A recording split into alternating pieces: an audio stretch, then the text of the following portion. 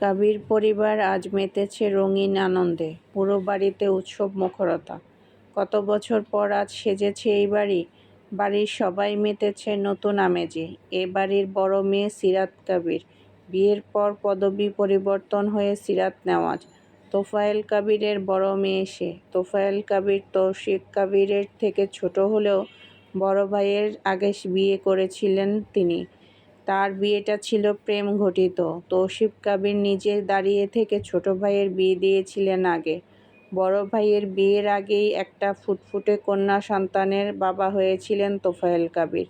সেই কন্যা সন্তানই সিরাত। আজ সেই সিরাত মা হয়েছে। বিয়ের প্রায় 5 বছর পর মৃত্যু স্বাদ পেয়েছে সে। এই নিয়ে খুশির শেষ নেই কাবির পরিবারে। সিরাতের বিয়ের 2 বছর পর থেকেই কাবির ম্যানশনে ঠাঁই হয়েছে ওর। শ্বশুরবাড়িতে ঠাঁই মেলেনি। স্বামীসহ কাবির পরিবারেই বসবাস তার। বিয়ের 5 বছর পেরিয়ে যাওয়ার পর একটা ফুটফুটে কন্যা সন্তানের জন্ম দিয়েছে সিরাত। আজ সেই সন্তানের নামকরণ। ধুমধাম পড়েছে কাবির ম্যানশনে। খুশির জোয়ার নেমেছে। সময়ের জাঁতাকলে পিষ্ট হয়ে মাঝে 5টা বছর কেটে গেছে এর মধ্যেই। এই 5 বছরে বাড়িতে কোনো অনুষ্ঠান হয়নি। শেষবার ধুম পড়েছিল এ বাড়ির ছোট ছেলে রুদ্বিক কাবির রৌদ্রের বিয়ে নিয়ে, কিন্তু সেটাও অযাচিত একটা স্মৃতি হিসেবে রয়ে গেছে। উৎসব ভেঙে শূন্যতা নেমেছিল এ বাড়িতে, রৌদ্রের অনুপস্থিতির শূন্যতা।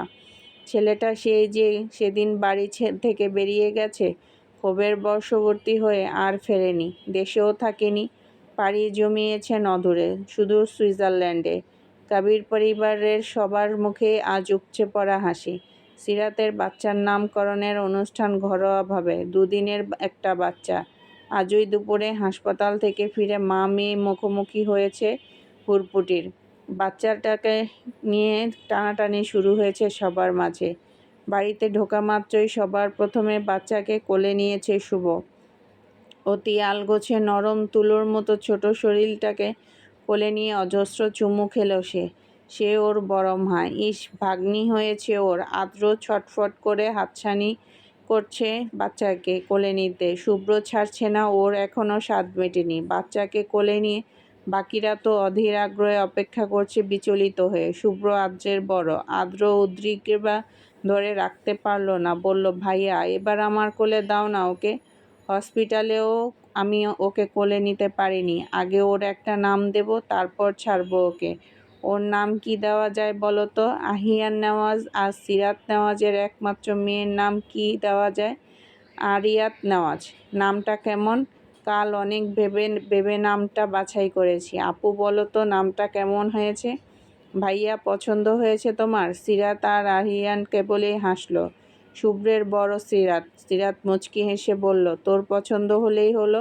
বড় মামা হিসেবে ওর নামটা না হয় তোর পছন্দই হোক। অবজেকশন। চিকন মেয়েলি উঁচু কণ্ঠে সবাই তাকালো সিঁড়ির দিকে। এই বাড়ির ছোট মেয়ে হাজির। তৌসিফ কাবিরের ছোট মেয়ে, শুভ্রের একমাত্র বোন সাফা কাবির। এতক্ষণ ঘরের ছিল। সিরাতের আসার আভাস পেয়েও নামেনি। এখন নেমেই হুটোপুটি করে দৌড়ে আসলো। ভরাগাল হেসে শুভ্রের কোলের বাচ্চাটাকে দেখে উজ্জ্বল হয়ে উঠল। বলল, মাশাআল্লাহ আপু, তোমার মেয়ে তো পুরো আমার মতো দেখতে হয়েছে। এসেছে গাব্বু। আমাদের আহিয়াত পুরো সিরাত আপুর মতো মিষ্টি হয়েছে। তোর মতো চুনোপুটির হয়নি। শুভ্রর কথায় মুখ ভ্যাংচায় সাফা। ভাইয়া, মোটেও আমি চুনোপুটি নই। আরও তো আমার মতোই হয়েছে। আর ওর নামটাও আমিই রাখব। ওর একমাত্র খালামণি যে নাম রাখবে সেটাই গ্রহণযোগ্য হবে। পুরো 1.5 ঘন্টা ধরে গুগল করে নাম সিলেক্ট করেছি আমি। ওর নাম আলিশা নেওয়াজ। চুপ করবি? আমি ওর নাম যেটা রেখেছি সেটাই হবে। তোর ওসব আলিশা এলিশা ওসব কিছু রাখা হবে না। ভাইয়া, উফ, থামবি তোরা? এসেছি থেকে শুরু করেছি। সিরাতকে একটু বিশ্রাম নিতে দিবি তো? হসপিটাল থেকে ফিরেছে মেয়েটা। এসব নাম রাখারাখি সন্ধ্যায় হবে, এখন নয়। এখন বাচ্চাকে মায়ের কোলে দিয়ে যে যার ঘরে যা। শাহিনা কাবিরের কড়া ধমকে থামল 2 ভাই বোন। এ দুটো সবসময় এমন। বয়স বেড়েছে কিন্তু বাচ্চামো যায়নি খুনসুটিপনায়। তোফায়েল কাবির আর তৌসিফ কাবির সোফায় বসে ওদের কাণ্ড দেখেছেন আর মিটিমিটি হাসছেন। রুবিনা কাবির ব্যস্ত কিচেনে। শুভ্রর কোল থেকে বাচ্চাটাকে নিজের কোলে নিল আদ্র। অমনি যেন প্রাণ ফিরে পেল সে। সিরাত এদিক ওদিক তাকিয়ে সাফাকে উদ্দেশ্য করে নরম নিচু স্বরে বলল, ও কোথায়? ঘরেই আছে। জ্বর কেমন হলো এখন? কমেছে? টেম্পারেচার কমেছে একটু? এখন ঘুমিয়েছে। আদ্র ভাইয়া একটু আগেই জ্বর মেপে ওষুধ খাইয়েছে। দুপুর গড়িয়ে সন্ধ্যা। বাড়িতে টুকটাক মেহমান এসেছেন। ড্রয়িং রুম মুখরিত। সিরাত বাচ্চাকে কোলে নিয়ে বসে আছে সবার মাঝে। আহিয়ান বারবার তটস্থ হয়ে পরখ করেছে মেয়ে বউকে। অনেক সাধনার পর বাবা হয়েছে সে। এই সুখের জন্য কত কি পেরোতে হলো, কত ঝড় ঝাপটা পেরোলো, অবশেষে সে বাবা হয়েছে। রুবিনা কাবির আর শাহিনা কাবির মেহমানদের আপ্যায়নে ব্যস্ত। ড্রয়িং রুমের অন্য পাশে বাড়ির কর্তাদের আড্ডা বসেছে। আদ্র বেরিয়েছিল বাহিরে।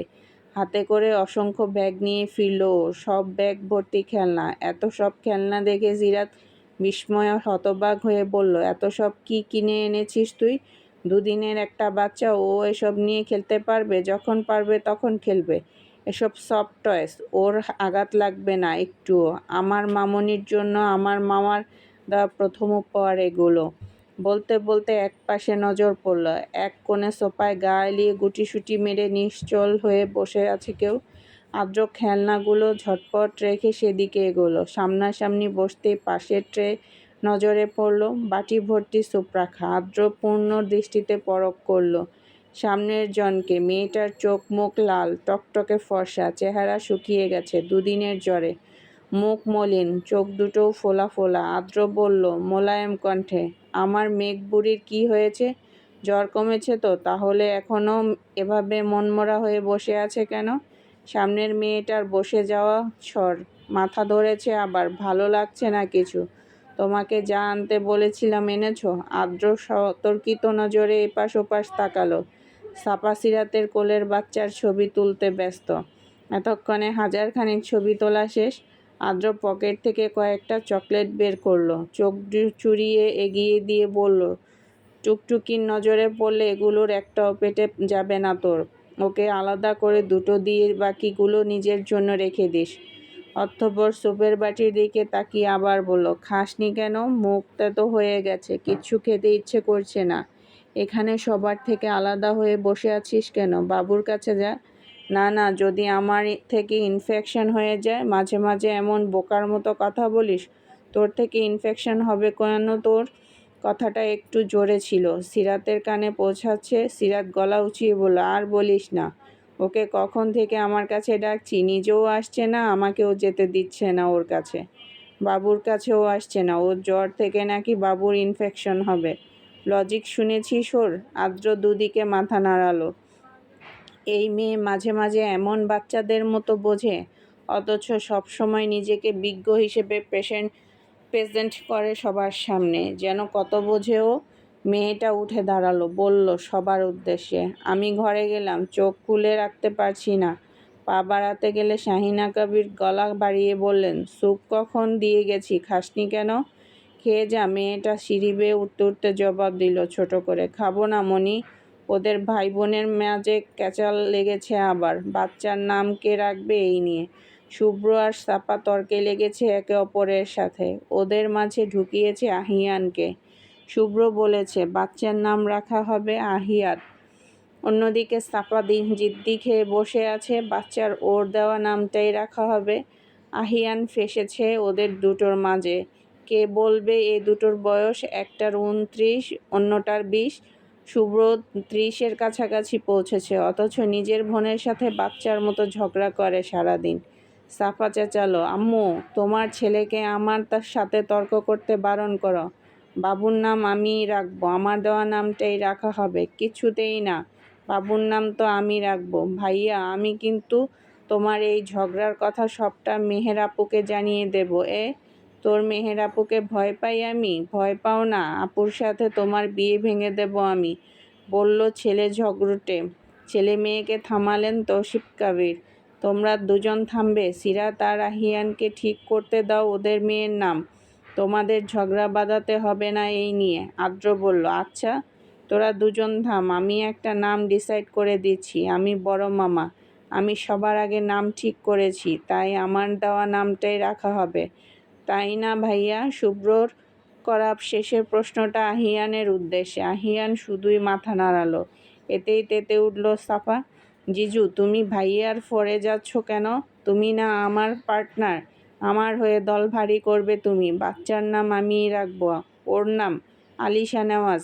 এটাই ফাইনাল। সাফার কথা শেষ হতে না হতেই মেইন দরজার কাছ থেকে একটা ভরাট পুরুষালী কণ্ঠ ভেসে আসলো।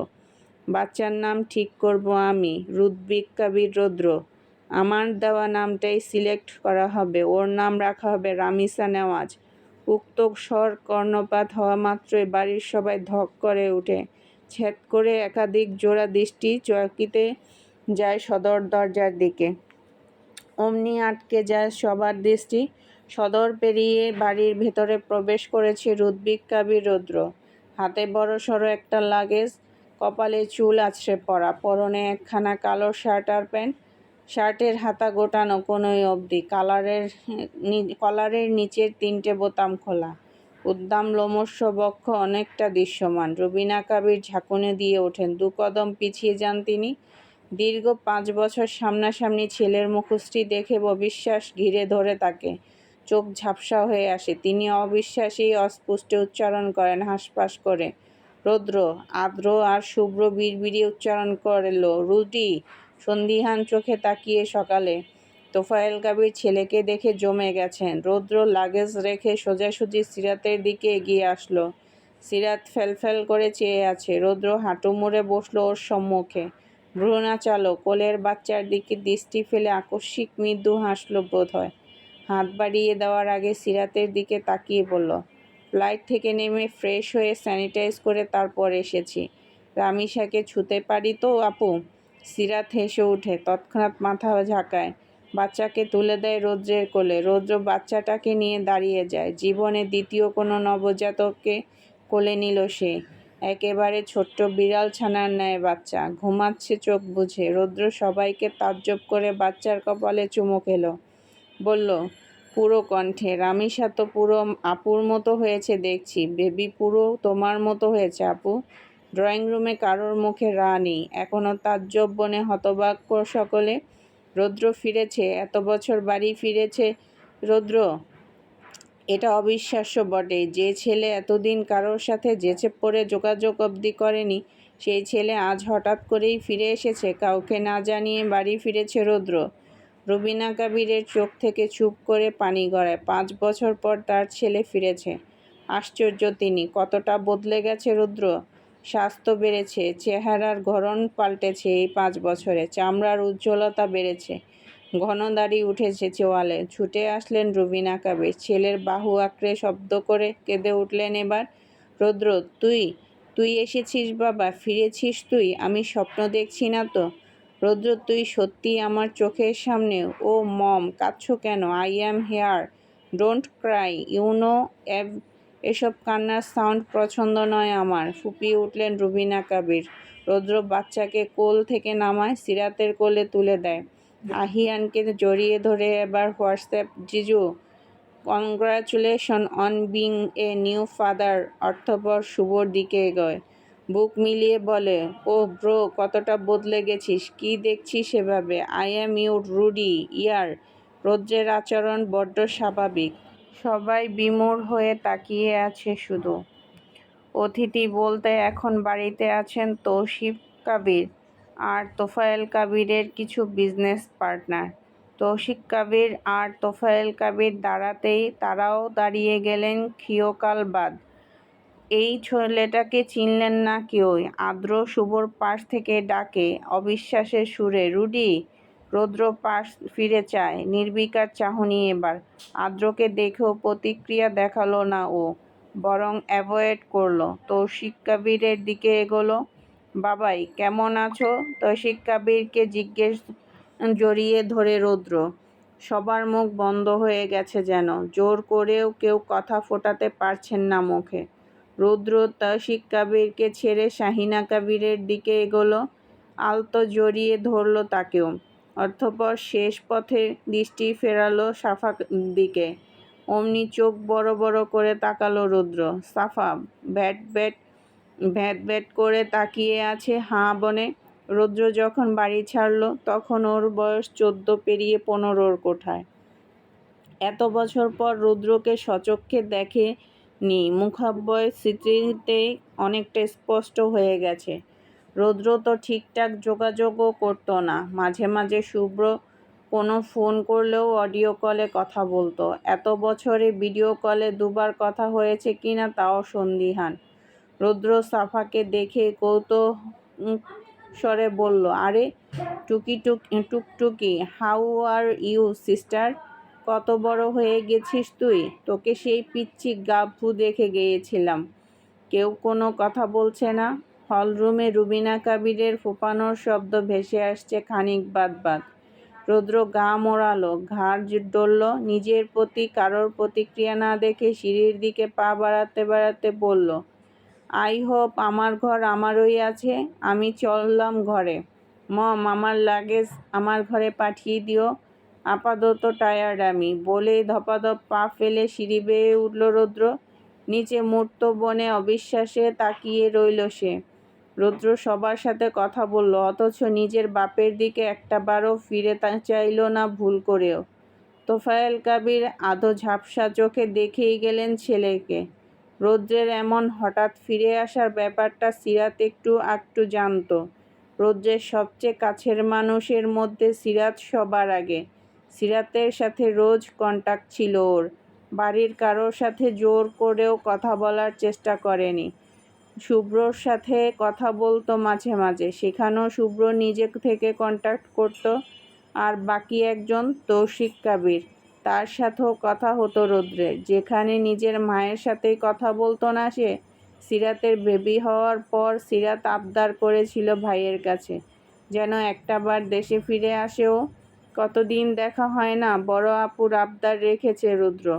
হঠাৎ করেই ফিরে এসেছে কাউকে কিছু না জানিয়ে। সিরাত সবটা খুলে বলল সকলকে। রুদ্রের ঘর ওরই আছে। রুবিনা কাবির সব সময় পরিপাটি করে রাখেন ছেলের ঘর। কাউকে ঢুকতে দেন না। ছেলে ছিল না তো কি হয়েছে, ছেলের রেখে যাওয়া স্মৃতি তো ছিল, যা আঁকড়ে দীর্ঘ 5টা বছর কাটিয়েছেন তিনি। বাড়ির সবার হাস্যোজ্জ্বল মুখে আঁধার নেমেছে, তবে ভেতর অত্যাধিক আনন্দিত সকলে। তোফায়েল কাবির সেই সন্ধ্যাতেই মুখ বুজে ঘরে উঠেছেন, আর নিচে নামেননি। রাতের খাবারও নামেননি। রুদ্র ফিরেই ঘুমিয়েছে। রাতের খাবারে সেও নামেনি নিচে। রাত 11টা বাজতে চলল। রুবিনা কাবির ট্রেতে খাবার সাজিয়ে ছেলের ঘরে ঢুকলেন। সবুজ রঙা ডিম লাইট জ্বলছে। সুইচ বোর্ড হাতড়ে আলো জ্বালালেন রুবিনা কাবির। উবু হয়ে শুয়ে ঘুমাচ্ছে রুদ্র। পুরোপুরি ঘরে ঢুকতে মদের গন্ধ ধক করে নাকে বিঁধল তার। অমনি মুখ কুঁচকে আসলো। রুদ্র মদ খেয়েছে এখনো? এই স্বভাব বদলায়নি ওর? বিদেশে এতদিন কি করেছে তা জানা নেই। কেমন ছিল তার ছেলে জানা নেই। কি করে চলেছে ও?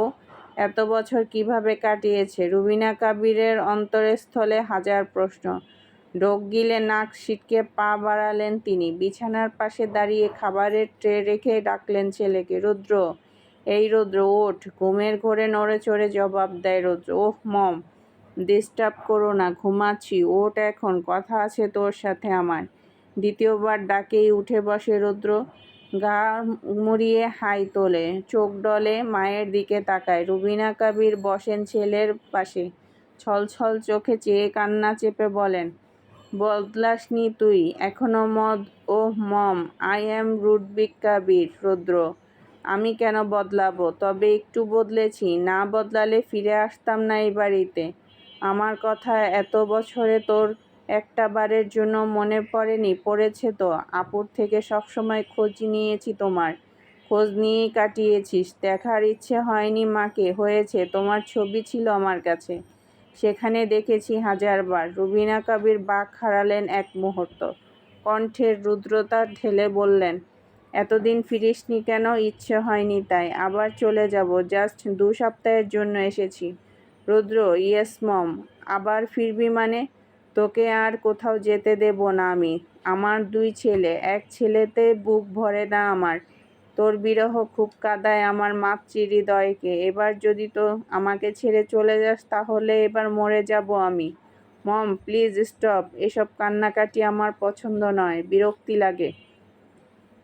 ফুপিয়ে থাকেন রুবিনা কাবির। ভেজা চোখ মুছে বলেন, ভেজা স্বরে, কত বছর পর তোকে পেয়েছি, কান্না আটকাবো কি করে? আমি তো তোর মা, আই নো। বরাবর দায়সারা জবাব রৌদ্রের। রুবিনা কাবির বললেন, তোর বাবার সাথে কথা বললি না একবারও? হোয়াট? কে আমার বাবা? আমার কোনো বাবা নেই। আই অ্যাম রুডবিক কাবির, রৌদ্র। বাট কবির পরিবারের সন্তান নই। কবির পরিবারের সেই সন্তান মরে গেছে বলেছিল তোফায়েল কবির। সো আমার কোনো বাবা নেই, কারোর সন্তান নই আমি, রৌদ্র। রৌদ্রের জবাব নেই এ বেলায়। বাবার প্রতি পাহাড় সম অভিমান। রুবিনা কাবির এই মুহূর্তে ছাড় দিলেন, বললেন, খাবার এনেছি, খাবি না? খাইয়ে দাও, খিদে পেয়েছে।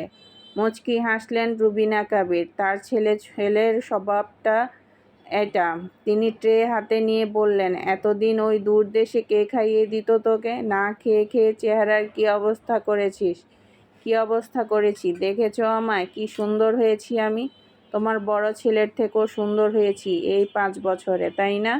রুবিনা কাবির আবারও মুচকি হাসলেন। ছেলের মুখে খাবার তুলে দিলেন। আদ্রের সাথে নিজের এই পার্থক্য করার স্বভাবটা গেল না এখনো। আদ্র আর শুভ উজ্জ্বল ফর্সা, সেই দিকে থেকে রুদ্র একটু চাপা বর্ণের, উজ্জ্বল শ্যামলা সে। তবে বড় 2 ভাইয়ের তুলনায় রুদ্রের মুখশ্রীর জ্যোতি আলাদা। ইয়াং যুবক হিসেবে এক পলকে যে কারোর দৃষ্টি আকর্ষণের মতো সৌন্দর্যের অধিকারক রুদ্র।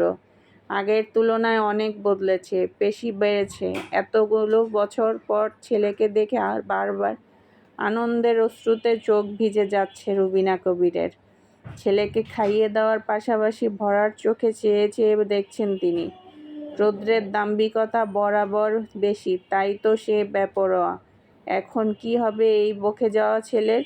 ও কি একটুও বদলায়নি? আবার চলে যাবে বিদেশ? না, কিছুতেই না। রুবিনা কাবির আর ছাড়বেন না ছেলেকে, কিছুতেই ছাড়বেন না। সবার আগে গল্প পেতে অবশ্যই চ্যানেলটি সাবস্ক্রাইব করে রাখুন।